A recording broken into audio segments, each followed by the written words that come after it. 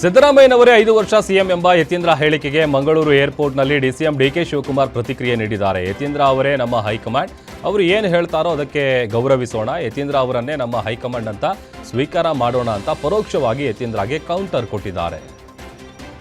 ಯತೀಂದ್ರ ಅವರೇ ನಮ್ಮ ಹೈಕಮಾಂಡ್, ಅವ್ರೇನು ಮಾತು ಹೇಳ್ತಾರೆ ಅವ್ರದ್ದು ಬಹಳ ಗೌರವದಿಂದ ಸ್ವೀಕಾರ ಮಾಡೋಣ. ಸರ್, ನೀವು ನೋಡಿದ್ರೆ ಎಲ್ಲ ಸರಿ ಇದೆ ಅಂತ ಹೇಳ್ಕೊಂಡೇ ಬರ್ತಾ ಇದ್ದೀರಾ. ಅವರು 5 ವರ್ಷನೇ ಸಿಎಂ ಆಯ್ತಪ್ಪ, ಅವ್ರು ಹೇಳಿದ್ಮೇಲೆ ಅವ್ರ ಹೈಕಮಾಂಡ್ ಹೇಳಿದ್ಮೇಲೆ ಅವ್ರ ಯತೀಂದ್ರನೇ ಈಗ ಹೈಕಮಾಂಡ್ ಅಂತ ನಾವು ಸ್ವೀಕಾರ ಮಾಡೋಣ. ನಡೀರಿ ಸರ್. ಈಗ ಬಸವರಾಜ್ ಅವರು ಚಿತ್ರಗಂಗಾ ಶಾಸಕರು ಅಲ್ಲಿ ಅವ್ರು ಹೇಳ್ತಾ ಇರುವಂತದ್ದು ಏನು ಒಪ್ಪಂದ ಈಗ ನಾನು ನೋಡಿ, I don't want to react. ಬಸವರಾಜ್ಗೂ ರಿಯಾಕ್ಟ್ ಮಾಡಕ್ ಇಷ್ಟ ಇಲ್ಲ, ನನಗೆ ಯತೀಂದ್ರಾಗಿ ರಿಯಾಕ್ಟ್ ಮಾಡಕ್ಕೂ ಇಷ್ಟ ಇಲ್ಲ. ಏನ್ ರಿಯಾಕ್ಟ್ ಮಾಡಿದ್ರು ನಮ್ಮ ಡೆಲ್ಲಿ. ರಾಜ್ಯ ಕಾಂಗ್ರೆಸ್ನಲ್ಲಿ ನಡೀತಾ ಇರುವ ಅಧಿಕಾರ ಹಂಚಿಕೆಯ ಬಗ್ಗೆ ಹೈಕಮಾಂಡ್ ಸ್ಪಷ್ಟನೆ ಕೊಡ್ತಾ ಇಲ್ಲ ಅಂತ ವಿಪಕ್ಷ ನಾಯಕ ಛಲವಾದಿ ನಾರಾಯಣಸ್ವಾಮಿ ರಿಯಾಕ್ಟ್ ಮಾಡಿದ್ದಾರೆ. ದೊಡ್ಡಬಳ್ಳಾಪುರದಲ್ಲಿ ಮಾತನಾಡಿದ ಅವರು, ಪವರ್ ಫೈಟ್ನಲ್ಲಿ ನಾ ಕೊಡೆ ನೀ ಬಿಡೆ ಹಗ್ಗ ಜಗ್ಗಾಟ ನಡೆದಿದೆ. ಇದಕ್ಕೆಲ್ಲ ಕಾರಣ ಹೈಕಮಾಂಡ್. ಇಬ್ಬರ ಜಗಳದಲ್ಲಿ ಇಡೀ ರಾಜ್ಯ ಹಾಳಾಗ್ತಾ ಇದೆ. ಹೋದ್ಯಾ ಪಿಶಾಚಿ ಅಂದ್ರೆ ಬಂದ್ಯಾ ಗವಾಕ್ಷಿ ಅಂದ ಹಾಗೆ ಆಗ್ತಾ ಇದೆ ಅಂತ ಆಕ್ರೋಶ ಹೊರಹಾಕಿದ್ದಾರೆ. ನಾನು ಕೊಡೆ ನೀನು ಬಿಡೆ ಹಗ್ಗ ಜಗ್ಗಾಟ ನಡೆದಿದೆ. ಇದಕ್ಕೆಲ್ಲ ಕಾರಣ ಹೈಕಮಾಂಡ್. ತೀರ್ಮಾನ 2.5 ವರ್ಷ ಅಂತ ಮಾಡಿದ್ರ ಇಲ್ವಾ? ಸ್ಪಷ್ಟನೆ ಮಾಡ್ಬೇಕಲ್ಲ. ಹೈಕಮಾಂಡ್ ಮಾಡಿಲ್ಲ. ಈ ಕಡೆ ಇವನ್ ಚೂ ಬಿಡ್ತಾರೆ, ಈ ಕಡೆ ಅವ್ರನ್ನ ಚೂ ಬಿಡ್ತಾರೆ. ಎರಡೂ ಕಡೆಯಿಂದ ಬಂಡವಾಳ ಮಾಡ್ಕಂತಾವ್ರೆ. ಅರ್ಥವಾಯ್ತು ನಿಮ್ಗೆ? ಚುನಾವಣೆಗಳು ನಡೆಸ್ಬೇಕಲ್ಲ, ಅವನ್ ಜಾಸ್ತಿ ಕೊಟ್ರೆ ಅವನಾಗ್ಬಿಡ್ತಾನ ಅಂತ ಹೇಳಿ ಇವರು ಒಂದಷ್ಟು ಒಟ್ಟಿಗೆ ಕಪ್ಪು ಕಾಣಿಕೆಗಾಗಿ ಇವರಿಬ್ಬರನ್ನ ಎತ್ಕಟ್ಟಿ ಇವ್ರ ಜಗಳದಲ್ಲಿ ಇಡೀ ರಾಜ್ಯ ಹಾಳಾಗ್ತಾ ಇದೆ. ಬದಲಾವಣೆ ಆಗ್ತದಾ ಇಲ್ಲ, ಅದು ನಮ್ ಕೆಲಸ ಅಲ್ಲ. ನಮಗೆ ಯಾರು ಬಂದ್ರು ಪರಿಸ್ಥಿತಿ ಹೇಗಿದೆ ಅಂದ್ರೆ ಕರ್ನಾಟಕದಲ್ಲಿ ಕಾಂಗ್ರೆಸ್ನವ್ರದ್ದು 5 ವರ್ಷವೂ ಸಿದ್ದರಾಮಯ್ಯನವರೇ ಮುಖ್ಯಮಂತ್ರಿಯಾಗಿ ಮುಂದುವರಿತಾರೆ. ಹೈಕಮಾಂಡ್ನಿಂದ ಗ್ರೀನ್ ಸಿಗ್ನಲ್ ಸಿಕ್ಕಿದೆ ಎಂಬ ಯತೀಂದ್ರ ಸಿದ್ದರಾಮಯ್ಯನ ಹೇಳಿಕೆಗೆ ಗೃಹ ಸಚಿವ ಡಾಕ್ಟರ್ ಜಿ ಪರಮೇಶ್ವರ್ ರಿಯಾಕ್ಟ್ ಮಾಡಿದ್ದಾರೆ. ಹೈಕಮಾಂಡ್ ಗ್ರೀನ್ ಸಿಗ್ನಲ್ ಕೊಟ್ಟಿದೆ, ಬಹಳ ಸಂತೋಷ. ಸ್ಥಿರವಾದ ಅರಳಿಸುತ್ತಿರುವಂತಹ ಸರ್ಕಾರ ಬೇಕು, ಅದನ್ನು ಸಿದ್ದರಾಮಯ್ಯನವರು ನಡೆಸ್ತಾ ಇದ್ದಾರೆ. ಹಾಗಾಗಿ ಹೈಕಮಾಂಡ್ ಮಾಡುವ ತೀರ್ಮಾನವನ್ನು ನಾವೆಲ್ಲರೂ ಒಪ್ತೀವಿ. ಎಲ್ಲ ಕಾರ್ಯಕರ್ತರು ಅವರವರ ನಾಯಕ ಸಿಎಂ ಆಗಬೇಕು ಅಂತ ಬಯಸ್ತಾರೆ. ಕಾರ್ಯಕರ್ತರು ಹೇಳಿದ ತಕ್ಷಣ ಯಾವುದೇ ಬದಲಾವಣೆ ಆಗಲ್ಲ. ಹೈಕಮಾಂಡ್ ಗ್ರೀನ್ ಸಿಗ್ನಲ್ ಕೊಟ್ಟ ಮೇಲೆ ಮುಗೀತು ಅಂತ ಹೇಳಿದ್ದಾರೆ. ಇದೆಲ್ಲ ನಾವ್ಯಾರು ತೀರ್ಮಾನ ಮಾಡಿ ಸರ್, ಅದಕ್ಕೆ ಅವರು ಯತೀಂದ್ರ ಅವರು ಹೇಳಿರೋದು ಹೈಕಮಾಂಡ್ ನಮಗೆ ಗ್ರೀನ್ ಸಿಗ್ನಲ್ ಕೊಟ್ಟಿದೆ. ಬಹಳ ಸಂತೋಷ. ಬದಲಾವಣೆ ಬಯಸಿದ್ರು. ನಮಗೆ ನೋಡಿ, ಒಂದು ಸ್ಥಿರವಾದ ಆಡಳಿತವನ್ನು ಕೊಡುವಂತ ಸರ್ಕಾರ ಬೇಕು. ಅದನ್ನ ಸಿದ್ದರಾಮಯ್ಯನವರು ನಡೆಸ್ಕೊಂಡು ಬರ್ತಾ ಇದ್ದಾರೆ. ಹಾಗಾಗಿ ಹೈಕಮಾಂಡ್ನವರು ಏನು ತೀರ್ಮಾನ ಮಾಡ್ತಾರೆ ಅದನ್ನು ನಾವೆಲ್ಲರೂ ಕೂಡ ಒಪ್ಕೊಳ್ತೀವಿ. ಅಲ್ಲಿ ನನಗೆ ಇಷ್ಟಪಡ್ತಕ್ಕಂಥ ಜನ, ನಮ್ಮ ಕಾರ್ಯಕರ್ತರು, ನಮ್ಮ ಮುಖಂಡರುಗಳು ಹೌದಪ್ಪ ಪರಮೇಶ್ವರ್ ಮುಖ್ಯಮಂತ್ರಿ ಆಗಬೇಕು ಅಂತ ಹೇಳಿದ ಕ್ಷಣಕ್ಕೆ ಏನು ಬದಲಾವಣೆ ಆಗ್ಬಿಡೋದಿಲ್ಲ. ಆದರೆ ಅವರ ಅಭಿಪ್ರಾಯಗಳನ್ನ ಅವ್ರು ಹೇಳ್ತಾ ಇರ್ತಾರೆ. ನಾನು ನೋಡಿದ್ದೇನೆ, ಕೆಲವು ಕಡೆ ಹೋದಾಗ ಶಿವಕುಮಾರ್ ಅವರು ಮುಖ್ಯಮಂತ್ರಿ ಆಗಬೇಕು ಅಂತಾರೆ, ಸಿದ್ದರಾಮಯ್ಯನವರು ಮುಂದುವರಿಬೇಕು ಅಂತಾರೆ. ಇದೆಲ್ಲ ನಮ್ಮ ಕಾರ್ಯಕರ್ತರ ಅಭಿಪ್ರಾಯಗಳು. ಆದರೆ ಹೈಕಮಾಂಡ್ ಅಂತ ಒಂದು ಇದೆಯಲ್ಲ, ಇದೆಲ್ಲ ನಾವ್ಯಾರು ತೀರ್ಮಾನ ಮಾಡಿ ಸರ್, ಅದಕ್ಕೆ ಅವರು ಯತೀಂದ್ರ ಅವರು ಹೇಳಿರೋದು ಹೈಕಮಾಂಡ್ ನಮಗೆ ಗ್ರೀನ್ ಸಿಗ್ನಲ್ ಕೊಟ್ಟಿದೆ. ಬಹಳ ಸಂತೋಷ. ಬದಲಾವಣೆ ಬಯಸಿದ್ರು. ನಮಗೆ ನೋಡಿ, ಒಂದು ಸ್ಥಿರವಾದ ಆಡಳಿತವನ್ನು ಕೊಡುವಂಥ ಸರ್ಕಾರ ಬೇಕು. ಅದನ್ನು ಸಿದ್ದರಾಮಯ್ಯನವರು ನಡೆಸ್ಕೊಂಡು ಬರ್ತಾ ಇದ್ದಾರೆ. ಅಧಿವೇಶನ ಮುಗಿತು, ರಾಜ್ಯದಲ್ಲಿ ರೆಸಾರ್ಟ್ ರಾಜಕಾರಣ ಮತ್ತೆ ಶುರುವಾಗುತ್ತಾ ಎಂಬ ಪ್ರಶ್ನೆಗೆ ಬೆಳಗಾವಿಯಲ್ಲಿ ಸಚಿವ ಸತೀಶ್ ಜಾರಕಿಹೊಳಿ ಪ್ರತಿಕ್ರಿಯಿಸಿದ್ದು, ನಾನು ಈಗಾಗಲೇ ಹೇಳದಂತೆ ಸರ್ಕಾರದಲ್ಲಿ ಅಂತಹ ಯಾವುದೇ ಸಂದರ್ಭ ಸದ್ಯಕ್ಕಿಲ್ಲ. ಯಾರು ಎಲ್ಲೇ ಹೋದರೂ ಮತ್ತೆ ವಾಪಸ್ ಬರಲೇಬೇಕು ಅಂತ ಮಾರ್ಮಿಕವಾಗಿ ಹೇಳಿಕೆ ನೀಡಿದ್ದಾರೆ. ಹಾಸನದ ಅರಸೀಕೆರೆಯಲ್ಲಿ ಶಾಸಕ ಶಿವಲಿಂಗೇಗೌಡ ಮಹತ್ವದ ಸುದ್ದಿಗೋಷ್ಠಿ ನಡೆಸಿ ಸದನದಲ್ಲಿ ನಡೆದ ಚರ್ಚೆಯ ಬಗ್ಗೆ ಬಿಜೆಪಿಯವರು ನನ್ನನ್ನು ಪ್ರಚೋದನೆ ಮಾಡಿದ್ರು ಅಂತ ಕೈ ಶಾಸಕ ಶಿವಲಿಂಗೇಗೌಡ ವಿಡಿಯೋ ಸಮೇತ ವಿವರಣೆ ಕೊಟ್ಟಿದ್ದಾರೆ. ನಿನ್ನೆ ಒಂದು ದಿನ ಅಲ್ಲ, ನಾನು ಯಾವತ್ತೂ ಸದನದಲ್ಲಿ ಭಾಷಣ ಮಾಡಿದ್ರು ಆ 4 ಜನ ಶಾಸಕರು ಪ್ರಚೋದನೆ ಮಾಡ್ತಾರೆ ಎಂದು ಬಿಜೆಪಿಯ ಸುರೇಶ್ ಗೌಡ, ವೇದವ್ಯಾಸ್ ಕಾಮತ್ ಸೇರಿದಂತೆ 4 ಜನ ಬಿಜೆಪಿ ಶಾಸಕರು ತೊಂದರೆ ಕೊಡೋದಕ್ಕೆ ರೆಡಿ ಇರ್ತಾರೆ ಹಾಗೂ ನನ್ನ ಬಗ್ಗೆ ಅಶ್ಲೀಲ ಬಗ್ಗೆ ಪದ ಪ್ರಯೋಗ ಮಾಡಿದ್ದಾರೆ ಅಂತ ಕಿಡಿಕಾರಿದ್ದಾರೆ.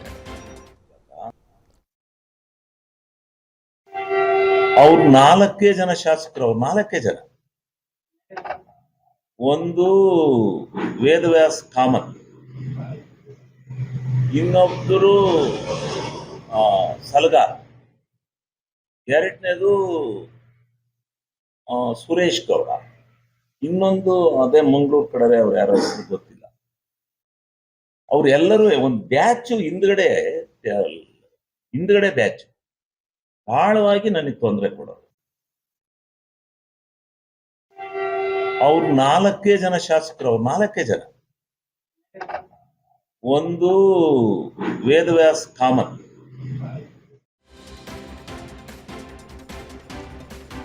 ಚುನಾವಣೆಯಲ್ಲಿ ಬ್ಯಾಲೆಟ್ ಪೇಪರ್ ಬಳಕೆ ವಿಚಾರಕ್ಕೆ ಗೃಹ ಸಚಿವ ಡಾಕ್ಟರ್ ಜಿ ಪರಮೇಶ್ವರ್ ಚಿಕ್ಕಮಗಳೂರಿನಲ್ಲಿ ಪ್ರತಿಕ್ರಿಯಿಸಿದ್ದು, ನಿನ್ನೆ ನಡೆದ ಕ್ಯಾಬಿನೆಟ್ನಲ್ಲಿ ಮುಂಬರುವ ಚುನಾವಣೆಗಳಿಗೆ ಬ್ಯಾಲೆಟ್ ಪೇಪರ್ ಇಂಟ್ರೊಡ್ಯೂಸ್ ಮಾಡಬೇಕು ಅಂತ ತೀರ್ಮಾನ ಮಾಡಿದ್ದೀವಿ. ತಾಲೂಕು ಪಂಚಾಯಿತಿ ಹಾಗೂ ಗ್ರಾಮ ಪಂಚಾಯಿತಿ ಚುನಾವಣೆಗೆ ಬ್ಯಾಲೆಟ್ ಪೇಪರ್ ಬಳಕೆ ಮಾಡಬೇಕು ಅಂತ ನಿರ್ಧರಿಸಲಾಗಿದೆ. ಬಹುಶಃ ಜಿಬಿಎಗೂ ಅದನ್ನೇ ಅಪ್ಲೈ ಮಾಡ್ತಾರೆ ಅಂತ ಗೃಹ ಸಚಿವರು ಹೇಳಿಕೆ ಕೊಟ್ಟಿದ್ದಾರೆ. ಪುತ್ತೂರಿನ ಕಾಂಗ್ರೆಸ್ ಭವನ ಶಿಲಾನ್ಯಾಸ ಕಾರ್ಯಕ್ರಮದ ಆಹ್ವಾನ ಪತ್ರಿಕೆಯಲ್ಲಿ ಮುಸ್ಲಿಂ ನಾಯಕರ ಹೆಸರು ಕೈಬಿಟ್ಟಿದ್ದಕ್ಕೆ ಆಕ್ರೋಶ ವ್ಯಕ್ತವಾಗಿದೆ. ಪುತ್ತೂರು ಸೇರಿ ದಕ್ಷಿಣ ಕನ್ನಡ ಜಿಲ್ಲೆಯ ಯಾವುದೇ ಮುಸ್ಲಿಂ ನಾಯಕನ ಹೆಸರು ಮುದ್ರಿಸದಿದ್ದಕ್ಕೆ ಕಾಂಗ್ರೆಸ್ ವಿರುದ್ಧ ಮುಸ್ಲಿಮರು ಕಿಡಿಕಾರಿದ್ದಾರೆ. ಬಂಟ್ವಾಳದ ರೆಹಮಾನ್ ಹತ್ಯೆ ವೇಳೆ ಕಾಂಗ್ರೆಸ್ ವಿರುದ್ಧ ಕರಾವಳಿ ಮುಸ್ಲಿಂ ಕಾರ್ಯಕರ್ತರು ಸಿಡಿದೆದ್ದಿದ್ರು. ಇದೀಗ ಪುತ್ತೂರಿನಲ್ಲಿ ಮುಸ್ಲಿಂ ನಾಯಕರ ಕಡೆಗಣನೆ ಬೆನ್ನಲ್ಲೇ ತೇಪೆ ಹಚ್ಚಲು ಜಿಲ್ಲಾ ಕಾಂಗ್ರೆಸ್ ಯತ್ನಿಸ್ತಾ ಇದೆ ಅಂತ ಭಾರೀ ಆಕ್ರೋಶ ವ್ಯಕ್ತವಾಗಿದೆ. ದಾವಣಗೆರೆಯ ಮಹಿಳಾ ಪೊಲೀಸ್ ಅಧಿಕಾರಿ ಮೇಲೆ ಹಲ್ಲೆ ಪ್ರಕರಣದ ಪ್ರಮುಖ ಆರೋಪಿಯಾದ ಹುಸೇನ್ಗೆ ಸಚಿವ ಎಸ್ ಮಲ್ಲಿಕಾರ್ಜುನ್ ವಿಡಿಯೋ ಕರೆ ಮಾಡಿ ಬರ್ತ್ಡೇ ವಿಶ್ ಮಾಡಿದ್ದಾರೆ ಎನ್ನಲಾದ ವಿಡಿಯೋ ಸಿಕ್ಕಾಪಟ್ಟೆ ವೈರಲ್ ಆಗಿದೆ. ಜನವರಿ 31ರಂದು ಸಿಪಿಐ ಗಾಯತ್ರಿ ಅವರ ಮೇಲೆ ಹಲ್ಲೆ ಮಾಡುವಾಗ ಸಚಿವರು ನಮ್ಮ ಆಪ್ತರು ಅಂತ ಹಲ್ಲೆ ಮಾಡಿದ್ದ ಬೆನ್ನಲ್ಲೇ ಈ ವಿಡಿಯೋ ವೈರಲ್ ಆಗಿದೆ. ಈಗಾಗಲೇ ಹಲ್ಲೆ ಮಾಡಿದ ಆರೋಪಿಗಳು ಅರೆಸ್ಟ್ ಆಗಿದ್ದಾರೆ.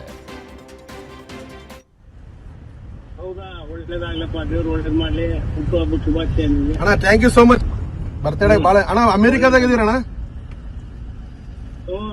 ಹೌದಣ್ಣ. ಅಣ್ಣ ಆರಾಮಿದ್ದೀರಣ್ಣ? ಹ್ಞೂ ಅಣ್ಣ, ಸರಿ ಅಣ್ಣ,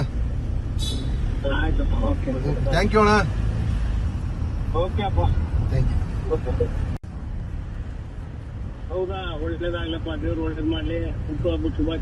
ಅಣ್ಣ thank you so much. Birthday ಭಾಳ ಅಣ್ಣ ಅಮೆರಿಕಾದಾಗ ಇದೀರಣ್ಣ? ಹೌದಣ್ಣ. ಅಣ್ಣ ಆರಾಮಿದ್ದೀರಣ್ಣ? ಹ್ಞೂ ಅಣ್ಣ, ಸರಿ ಅಣ್ಣ, ಥ್ಯಾಂಕ್ ಯು ಅಣ್ಣ. Thank you. ಮಹಿಳಾ ಮತ್ತು ಮಕ್ಕಳ ಕಲ್ಯಾಣ ಸಚಿವೆ ಲಕ್ಷ್ಮೀ ಹೆಬ್ಬಾಳ್ಕರ್ ಹಾಗೂ ಪಿಡಬ್ಲ್ಯೂಡಿ ಸಚಿವ ಸತೀಶ್ ಜಾರಕಿಹೊಳಿ ಕ್ರಿಕೆಟ್ ಆಡಿ ಎಲ್ಲರ ಗಮನ ಸೆಳೆದಿದ್ದಾರೆ. ಬೆಳಗಾವಿಯ ಶ್ರೀನಗರದಲ್ಲಿರುವ ಬಾಲಭವನದ ನೂತನ ಬಾಕ್ಸ್ ಕ್ರಿಕೆಟ್ ಮೈದಾನ ಉದ್ಘಾಟನೆ ವೇಳೆ ಸಚಿವ ಸತೀಶ್ ಜಾರಕಿಹೊಳಿ, ಸಚಿವೆ ಲಕ್ಷ್ಮೀ ಹೆಬ್ಬಾಳ್ಕರ್ ಬೌಲಿಂಗ್ಗೆ ನೆರೆದಿದ್ದವರು ಹುಬ್ಬೇರಿಸುವಂತೆ ಬ್ಯಾಟ್ ಬೀಸಿ ಸೈ ಎನ್ನಿಸಿಕೊಂಡರು. ಸಚಿವರ ಆಟಕ್ಕೆ ಉದ್ಘಾಟನೆಗೆ ಬಂದಿದ್ದ ಮುಖಂಡರು ಹಾಗೂ ಅಧಿಕಾರಿಗಳು ಫಿದಾ ಆಗಿದ್ದಾರೆ.